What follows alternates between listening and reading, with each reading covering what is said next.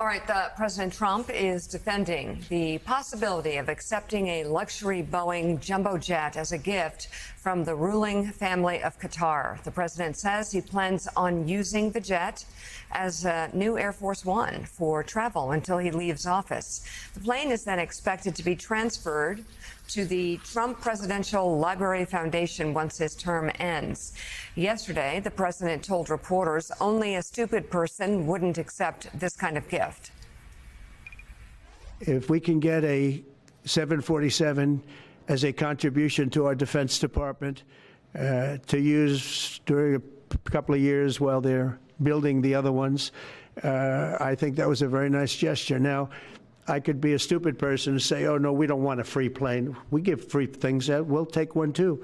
And it helps us out because, again, we're talking about we have 40-year-old aircraft. The money we spend, the maintenance we spend on those planes to keep them tippy-top is astronomical. You wouldn't even believe it. So I think it's a great gesture from Qatar. I appreciate it very much. I would never be one to turn down that kind of an offer. I mean, I could be a stupid person, say, no, we don't want a free, very expensive airplane.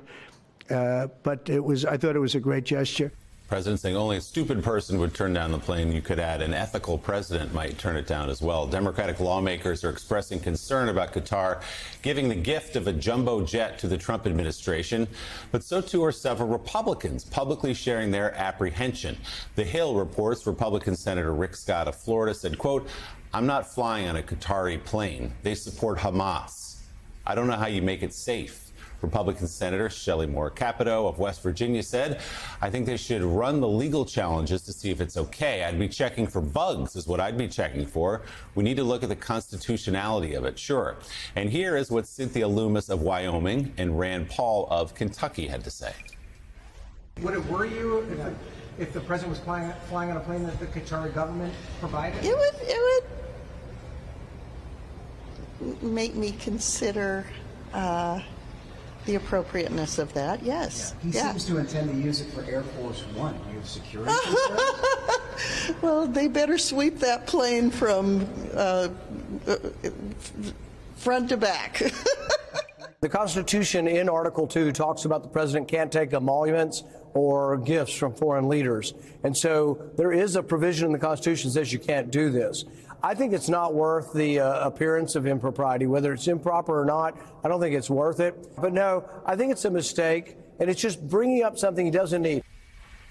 Converting the Qatari plane into Air Force One would require an overhaul that would take years to carry out, according to aviation and intelligence experts. It likely would have to be dismantled part by part to ensure there were no listening devices or other security vulnerabilities. And then we're talking about also this just becoming his plane after his presidency as well to travel the globe.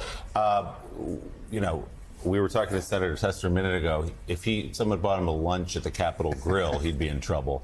Now we're talking about $400 million planes. It is hard to know where to begin with this one. First of all, there are such significant security concerns, as pointed out even by some Republican senators. Also, Air Force One, of course, Air Force One. It is the signature American aircraft, and we're going to have a foreign government apparently give it to us. A lot of pushback. Yeah, and John Meacham, this is where first of all, we saw even some hardcore MAGA types like Laura Loomer and Tim Pool and Ben Shapiro, other conservative voices saying, no, this is a bad idea.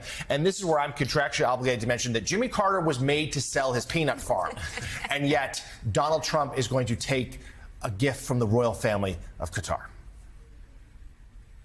Yeah, it's one of these things. Sometimes you wonder in the decade of madness that we've all been living in, trapped in, sort of what sticks, what doesn't.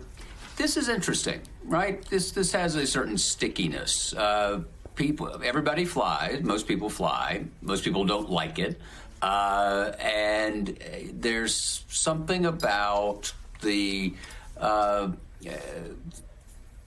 fact that the President of the United States would personally benefit from his office in a way that isn't cryptocurrency, which at least I don't understand.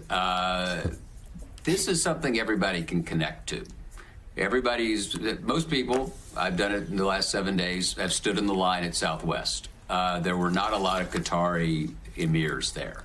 And so I think this has some, both, constitutionally, it's clear, it seems to me, but there's a political element here, too, at a time when the economy is not soaring as rapidly as we were told it was going to.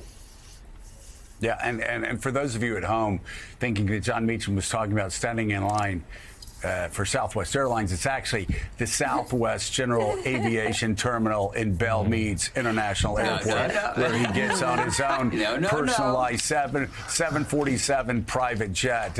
Historians, I don't know if you know this, but historians make so much money that they go into this collective and they fly jumbo jets all across the globe. Isn't that right, John? Yeah, it's called. I'm joking. Yeah, it's called Air McCullough. Yeah, exactly.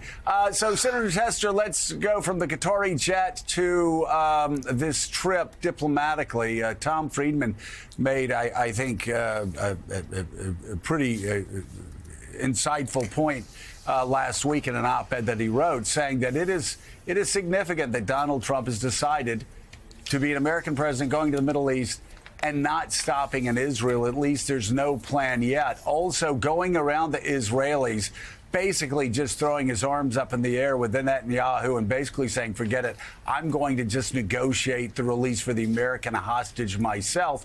I think President Trump may be discovering what Joe Biden fought for so many years, trying to get the Israelis to stop doing things that not only were not in the best interest of the region, but also in many cases, especially if you look at the West Bank, not in their own self-interest in the long run. Talk about the schism that we're hearing emerging between President Trump and Netanyahu and what impact that has. Well, Joe, I think you're spot on, and I think that the fact that he's avoiding Israel on this trip sends a hell of a message. And I think ultimately what I hope ends up here, because I think the president does want to stop what's been going on in Israel and fix the problem. Hopefully it allows him to be able to visit with Netanyahu and be able to come up with a solution that works for the Middle East. And I think that's his goal, and I applaud that. But in the end, I think if Israel didn't pick this message up, they're tone deaf, because the message is pretty clear, I think, to everybody around them that if you want to play in the Middle East, then you've got to be you got to play nice with others, and there's been a lot of problems over the last few years. As we talk